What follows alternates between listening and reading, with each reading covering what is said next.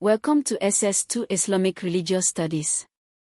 This lesson examines the Arab Spring from an Islamic perspective, looking at how Islamic political thought, Islamic movements, and Muslim scholars engaged with the dramatic political changes that swept the Arab world beginning in 2010.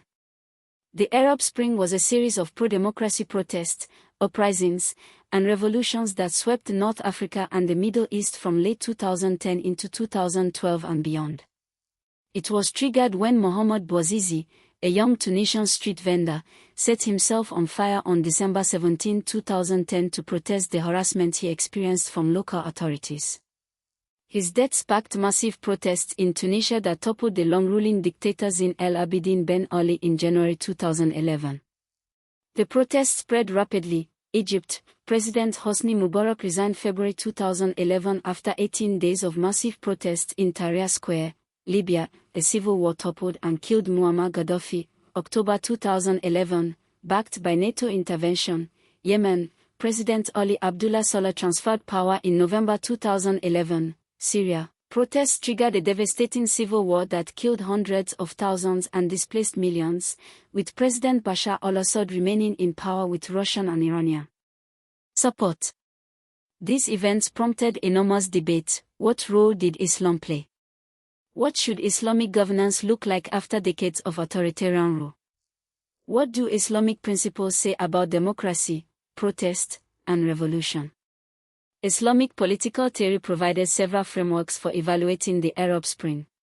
On the legitimacy of protest and revolution, Islamic scholars debated whether uprising against rulers is legitimate.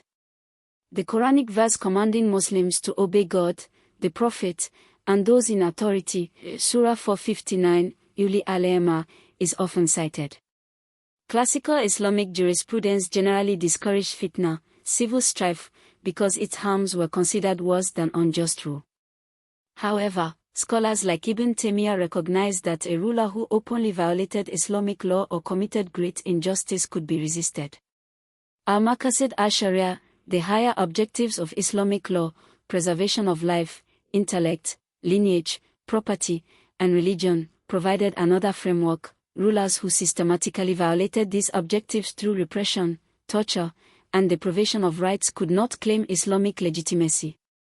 Shura, consultation. Islamic governance theory requires rulers to consult those they govern. The Arab Spring regimes, with their secret police, torture chambers, and rigged elections, could not credibly claim to practice shura. Islamist movements, political movements advocating Islam as the basis of governance, played important roles in the Arab Spring with varied results. The Muslim Brotherhood, founded in Egypt in 1928 by Hossein al-Banna, the Muslim Brotherhood is the oldest and most influential Islamist movement. In Egypt, the Brotherhood's political party, the Freedom and Justice Party, won parliamentary elections in 2011 to 2012 and their candidate Mohamed Morsi won the presidential election in June 2012. This represented the first democratic election of an Islamist as president of a major Arab country. However, Morsi was overthrown by a military coup in July 2013 led by General Abdel Fattah el-Sisi, who imprisoned thousands of Brotherhood members and declared the organization a terrorist group. In Tunisia, the Islamist Ennahda party participated in elections and then made the historic decision to remove itself from governing and support a secular constitution, considered a model of Islamist democratic participation. The contrasting outcomes in Egypt and Tunisia became central examples in debates about whether Islamist movements could successfully participate in democratic governance. Muslim scholars around the world engaged deeply with the Arab Spring and drew varied conclusions. Those who supported the uprisings argued that authoritarian rulers had forfeited Islamic legitimacy through tyranny and corruption, that democracy and shura are compatible, and that Muslims had both a right and duty to demand just governance.